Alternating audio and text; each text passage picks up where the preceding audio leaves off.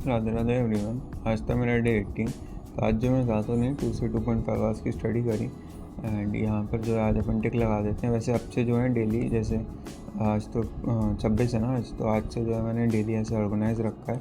ठीक है, तो हर दिन को ऐसे अपन टिक कर लेंगे। ठीक है, और कोई दिन टिक नहीं रहा तो अपन यहाँ पे कैलेंडर पे जाके अपन पूरा अपना ओवरव्यू भी देख सकते हैं। जैसे आज 25 तारीख थी, तो 25 तारीख को से नहीं, बट मैं जो है आज क्या बोलते हैं 25 तारीख को, जैसे कि मैंने यहाँ पर अगर एक और टास्क ऐड किया होता, जैसे कि मान लीजिए टेस्ट दिया होता और वो मैंने नहीं दिया होता उस दिन। ठीक है, तो यहाँ पे जो है टेस्ट ऊपर ऐड होगा, फिर मैं कैलेंडर में जाता तो अगर एक भी टास्क अगर नहीं दिया होगा यहाँ पे अपने आप क्रॉस आ जाएगा। देखो, जो वेबसाइट बनाई थी, अब आप बोले भाई तो वेबसाइट ही बनाता रहता, तो बेसिकली मेरे को हर पूरे टाइम से मेरे को एक ऐसी वेबसाइट चाहिए थी जहाँ पर मैं कुछ इस तरीके का जो है अपना इंटरफेस खुद बना के देख सकता हूँ, है ना।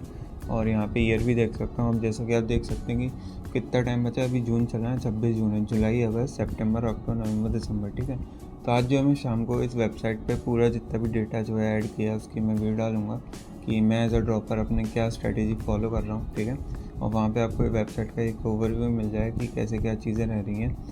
एंड यहाँ पर जैसे कि मैं बताया कि आज 25 को जो है मैंने ज़्यादा कुछ नहीं किया था, बस 2.5 आवर्स की स्टडी कर। अगर टिक रहता है तो जैसे कि मैं बताया यहाँ पे जो है अपने आप टिक लग जाता है।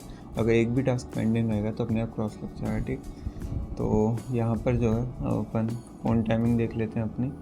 फ़ोन टाइमिंग 1 hour 16 minutes थी मेरी। आपकी कितनी थी आप नीचे कमेंट्स में बताओ। ठीक है, और मतलब कंसेप्ट की बात करें तो कंसेप्ट में आज मैं आपको हार्मोनिक सीरीज़, जीपी सीरीज़ और या स्टिलिंग्स अप्रॉक्सीमेशन बताऊँगा।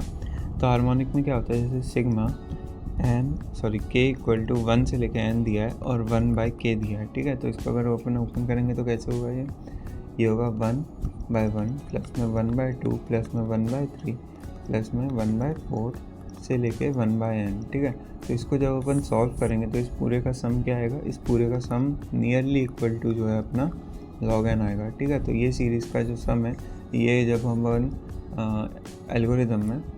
एल्गोरिदम में जब अपन एसिम्प्टोटिक एनालिसिस करते हैं, उसमें क्वेश्चन रहता है ना, तो उसमें ये वाली सीरीज़ बनती है, तो वहाँ से अपन इसका डायरेक्ट आंसर log n लिख सकते हैं। जीपी में ऑलरेडी बता चुका हूँ, बट फॉर रिवीजन दोबारा बता रहा हूँ। जैसे 1 प्लस में c⁻1 प्लस में c⁻2 प्लस में c⁻3 से लेके c⁻n। ठीक है, अगर ऐसा है अपने पास तो यहाँ से अपन बोल सकते हैं कि इसका क्या फॉर्मूला रहेगा, 1 नहीं मतलब a रहेगा, a मतलब फर्स्ट टर्म रहती है, 1 माइनस r मतलब कॉमन रेशियो, इधर क्या कॉमन रेशियो है, दो टर्म्स के बीच का 2 है, और r⁻n मतलब जो लास्ट टर्म की जो पावर है। ठीक है, तो यहाँ पे हो जाएगी n।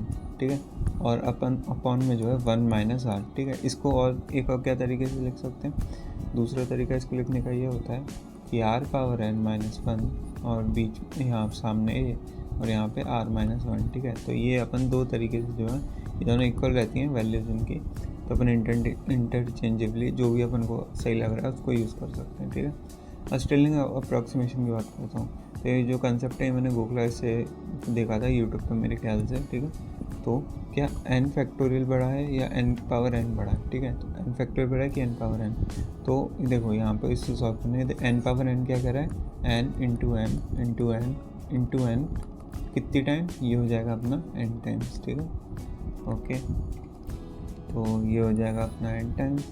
लेकिन n फैक्टोरियल क्या कह रहा है, n फैक्टोरियल कह रहा है कि n into n-1 into n-2 n-3 से लेके 3 इंटू 2 इंटू 1 फैक्टोरियल जब अपन खोलते तो ऐसी कुछ सीरीज़ बनती है ना।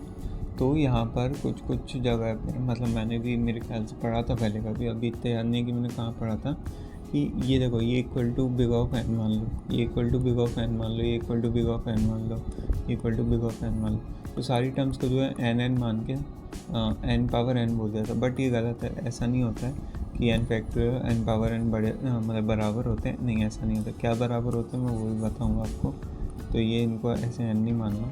सबसे पहली बात तो जो हमारी n फैक्टोरियल है वो स्ट्रिक्टली लेसर देन है हमारी n⁻n के। ठीक है, लेकिन जादू ये हो जाता है कि जब हम इन दोनों टर्म्स का लॉग लेते हैं, ठीक है, तो log of n factorial is less than होगा या इक्वल टू होगा, तो यहाँ पर जो है ये एग्जैक्टली इक्वल टू आ जाता है हमारा लॉग ऑफ n⁻n के। ठीक है, तो ये दोनों आपस में टर्म तो इक्वल नहीं है, लेकिन जब हम इन दोनों का लॉग लें तो ये इक्वल हो जाती हैं। कैसे इक्वल हो जाती हैं? इसको जब हम सॉल्व करते हैं तो ये n log n आता है, ठीक है, और इसको जब हम सॉल्व करते हैं तो ये भी n log n आता है, ठीक है।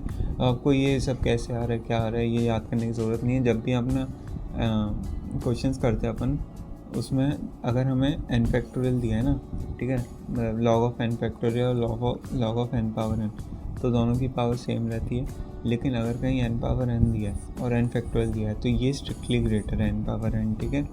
एंड ये स्टिलिंग अप्रॉक्सीमेशन होती है, कोई प्रूफ वगैरह अपन को जानने की ज़रूरत है नहीं। तो बस आज के वीडियो में इतना ही, मिलता है आपसे D19 में, तब तक के लिए बाय।